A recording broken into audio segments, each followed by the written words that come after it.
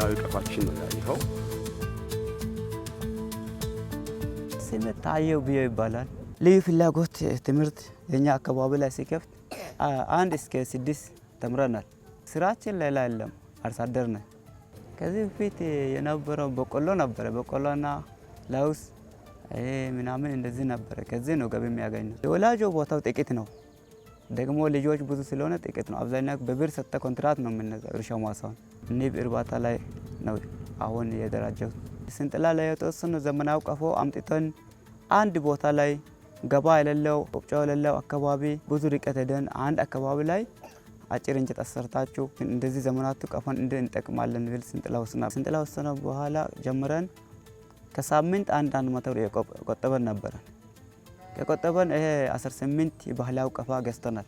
ዘመናት ቀፋም ውስጥ አለ። ከዚህ አካውንታችን ላይ 20 ሺህ ብር እንዳለ እናምናለን። በየሳምንት እሁድ 100 ብር ነው። 10 ሰው 1 ሺህ ብር ነው በየሳምንት እንቆጠበው። ወርቁ አንጎ ይባላለሁ። አካል ጉዳተኛ ነኝ። ከሞተር አደጋ ወድቄ ነው ግራ እጄ የተሰበረብኝ። እርሻ እያረስኩ ቤተሰቤንም ያስተዳድርኩ ልጆችንም ያስተማርኩ ነው እስካሁን ያለው። ኃይለ ማርያም ሮማን ፋውንዴሽን የስ ፕሮጀክት ከጓደኞቼ ጋር ስራ ለመስራት ቀፎ ትንሽ ከእርሻም ከምንም ይለያል ብለን እነሱም የረዱኝ ለመስራት ስንጥላ ወስጃለሁ።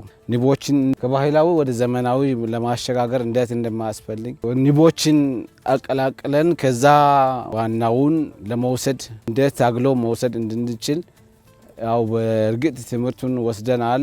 እዚሁ አስጀመረን ስራው ጀምረን አሁን 2 ቀፎ ባህላዊ ሰቅለናል።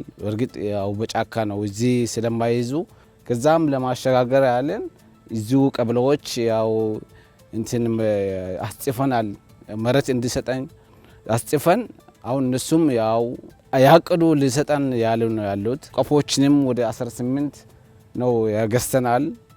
ገዝተንም አሁንም ስራ ላይ ነን።